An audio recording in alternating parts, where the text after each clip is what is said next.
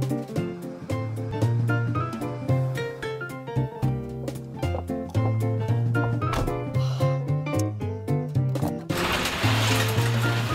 tout le monde! Alors une petite vidéo aujourd'hui pour vous parler de la pêche dans les herbiers. La saison avance tranquillement. Depuis quelques semaines, on n'avait pas encore d'herbiers parce qu'il faisait froid, l'herbe n'avait pas poussé dans l'eau. Fait qu'on pêchait dans les zones inondées, plus sur les îles, au-dessus des îles inondées, tout ça, les petites baies. Là, la saison avance tranquillement. La chaleur n'est pas encore vraiment arrivée, mais ça va venir. Mais je vois les herbes apparaître un petit peu partout là, dans l'eau.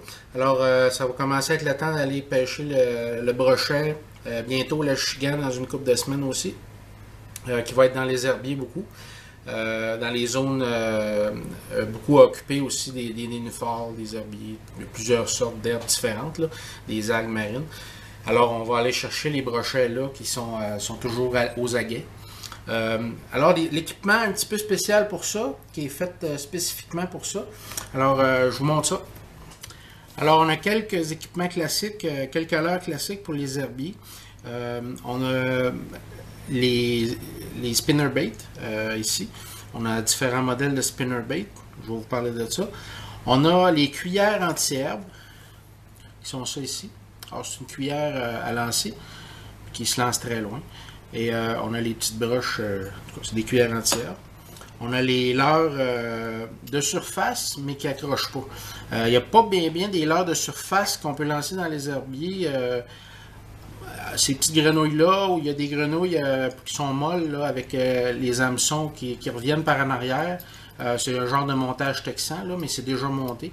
Moi, j'en ai pas de ça, je n'ai jamais utilisé vraiment. Mais ces petites grenouilles-là ici vont très bien dans les herbiers aussi. Puis on a les leurres en montage texan et les jigs qui vont dans les herbiers, qui sont faits exprès. Alors, on va les passer un par un. On a les spinnerbait, qui est comme le classique là, pour les herbiers. C'est un leurre qui est fait spécifiquement pour les herbiers. Alors, la façon qui est montée, je vous l'ai déjà montré, là, mais je vous le remonte. Là. Vous avez une broche ici qui vient protéger l'hameçon. La façon que la broche est faite, elle passe en avant de l'hameçon. Alors, quand vous arrivez dans les herbiers, c'est la broche ici qui va glisser sur les herbiers et l'hameçon ne va pas s'accrocher. Ça peut arriver que ça accroche un peu, là, mais en général, ça ne s'accrochera pas. Ça va bien. C'est quelque chose que vous pouvez faire passer par-dessus les herbiers aussi. Une petite chose avec les spinnerbait, comme vous voyez celui-là ici, votre fil va venir s'accrocher ici, votre ligne. Il est ouvert ici. Alors, il y a une technique quand vous le lancez et que c'est ouvert, surtout si vous avez un émerillon.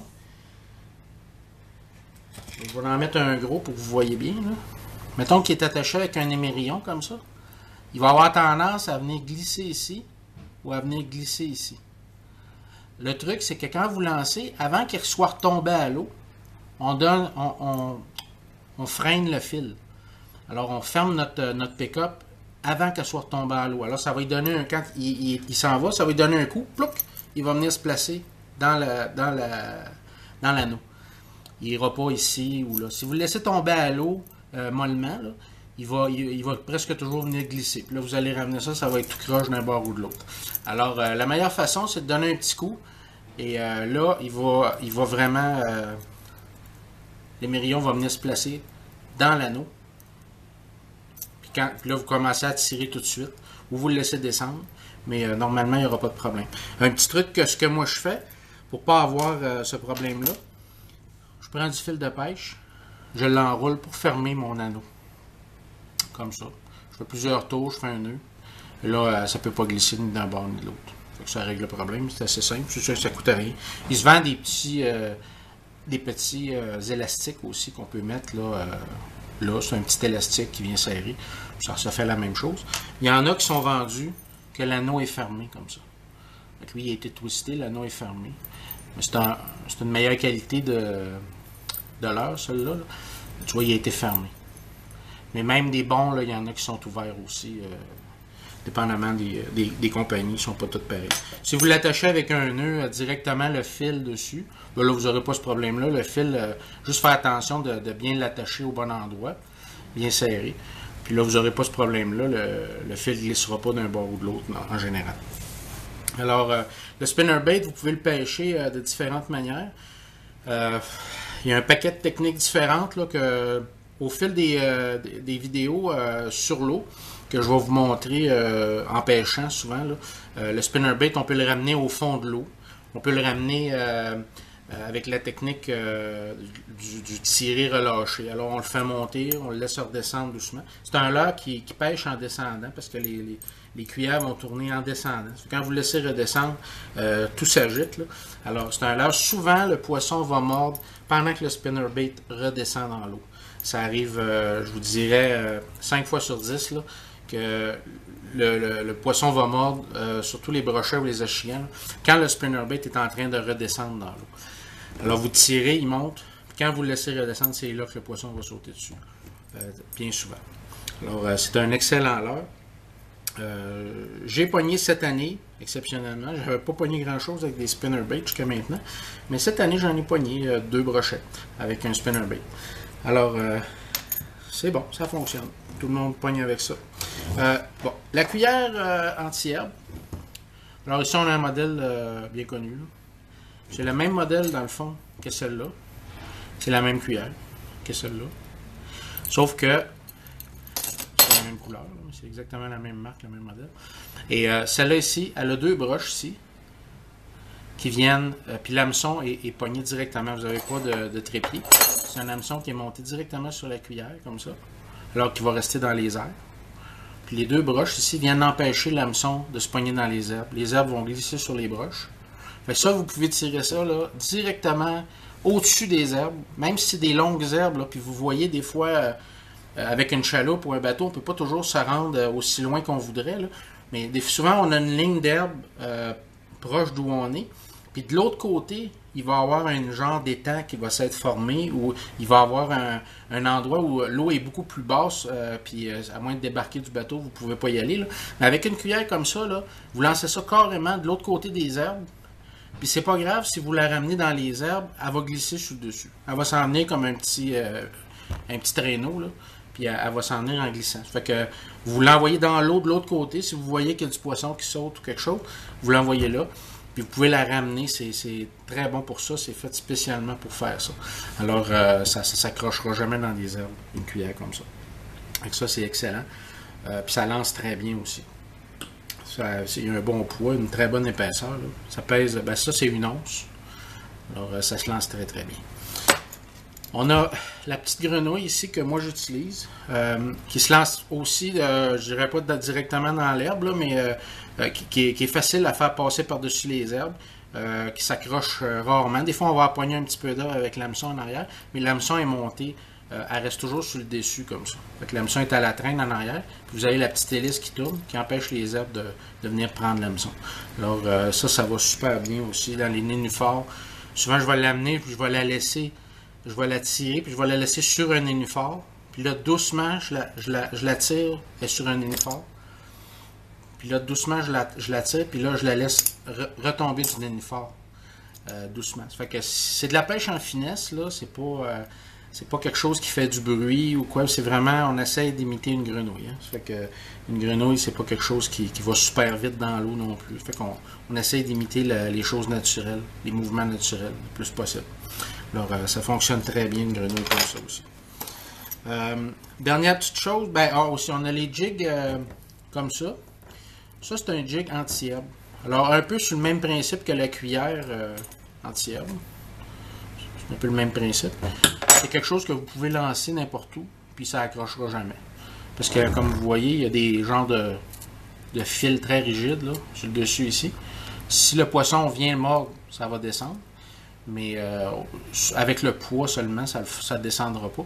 Puis vous accrocherez rien avec ça non plus. Alors, ça va très bien. Puis en plus, ceux-là, ils ont des petits... Elle fait du bruit. C'est des petites billes dans des... Ça fait du bruit. Alors, ça, c'est bon aussi pour les herbiers. Et on a le montage texan ici avec un hauleur. Je sais que j'en ai parlé déjà plusieurs fois. Ici, j'ai des shads, là, c'est des poissons au shad. La différence du montage texan, ici on a un montage avec une tête plombée. Alors on a l'hameçon qui sort sur le dessus. Avec un shad de 4 pouces et demi. Tandis qu'avec le même poisson monté avec un montage texan, une aiguille texan. Alors ici, on voit là un hameçon texan comme ça.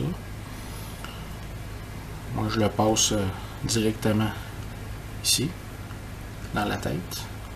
Et on vient de piquer. Petite astuce. Il y a certains poissons ou certains leurres pour le montage texan qui viennent avec une fente sur le dessus. Ce que ça fait la fente, parce qu'avec un montage texan, on peut monter le poisson dessus et venir le mettre égal comme ça et le piquer dans le rubber. Ça fait un ferrage qui est plus difficile. Parce que veut pas, vu qu'il est piqué, il va falloir que le poisson morde plus fort pour que l'hameçon vienne se dégager du leurre puis piquer dans la bouche. Par contre, ce que j'ai fait, que j'ai vu faire, que j'ai appris de quelqu'un d'autre, ce leurre-là, ici, il n'est pas fait avec une fente. Il est fait, il est plein, là, il est comme ça, là, il n'y a rien dessus. On pique direct au travers. Je prends mon couteau, je pique mon aiguille plus haut, et là, je viens le long de mon aiguille ici, je viens couper, comme ça. Alors, vous voyez. Et là, ça me fait une fente pour mon hameçon. On va pas trop loin. Là. Et là, on va venir... La fente est très mince. On va venir cacher l'hameçon dans la fente, complètement. Comme ça. Alors, regardez si ça fait un beau montage. Et la qualité que ça a, c'est que dès que le poisson va toucher, ça va sortir très facilement. Il n'y aura pas besoin de se dépiquer du rubber. Il est juste dans une fente bien cachée. Fait que dès que le poisson va venir le mordre, il va sortir, puis il va se piquer dans l'hameçon. Ça prend vraiment pas de pression, regardez, c'est très facile. Alors, ça c'est la meilleure façon, dans le fond, de monter ça. Je fais la même chose avec le gros ici, qui a 8 pouces de long. Avec un très gros hameçon, avec celui-ci, il y a un poids monté direct sur l'hameçon. Alors, je fais la même chose, regardez. Si le poisson vient mordre, l'hameçon va sortir de la fente. J'ai fait une fente sur le dessus. Au lieu de le piquer dans le rubber. Fait que ça me permet d'avoir un hameçon qui est mieux monté, qui est plus droit. Puis c'est facile à sortir. Là. Un petit détail qui est le fun, concernant tous ces leurres-là, c'est pas des leurres qui coûtent cher. Alors, pour les herbiers, là, la pêche au brochet, là, je vois beaucoup de monde qui pêche au brochet avec d'énormes leurres dures qui valent 30 à 40 $, là, genre comme ça. Là. Mais ça ici, là, les spinnerbaits, là, je vous dirais que ça, c'est peut-être un 2 $, 3 $. Celui-ci, qui est comme dans les plus chers, là, je vous dirais ça doit être un 8 $ à 9, 10 $, là, quelque chose comme ça. C'est pas des leurres qui sont très chers si on compare à ce que je vois dans d'autres sortes de leurres. Un jig comme ça, anti-herbe, c'est un 6 $, 7 $. Une cuillère anti-herbe de marque reconnue, là, Daredevil. Ici, ça coûte environ une dizaine de dollars, 10-11 $, peut-être moins cher si vous la prenez chez Canadian Tire, là, je vous dirais. Ça ici, je pense que c'est un 8-9 $ aussi, une grenouille. Alors, c'est pas des choses super chères, là, vous ne dépenserez pas des fortunes. Les poissons comme ça, regardez, c'est en paquet de 5. C'est 5 $ pour 5. Puis je ne l'ai pas acheté dans une grande surface, là, je l'ai acheté dans une boutique, dans un magasin de pêche. Ceux-là ici sont environ 3 $ chaque. C'est des 8 pouces, c'est les plus gros. Ceux que je vous ai montré tantôt, c'est les plus gros. C'est pas des leurres qui coûtent cher, c'est pas une pêche qui coûte trop cher. Alors, je vous encourage à mettre un petit like sous la vidéo. Si vous avez aimé la vidéo, un petit commentaire aussi, vous déroulez en bas de la vidéo, là. Il va y avoir d'autres vidéos qui vont vous montrer. Puis là, vous allez complètement en bas, vous avez un espace commentaire. Alors, vous pouvez mettre un petit commentaire que vous aimiez ou vous aimiez pas, ça va être apprécié quand même.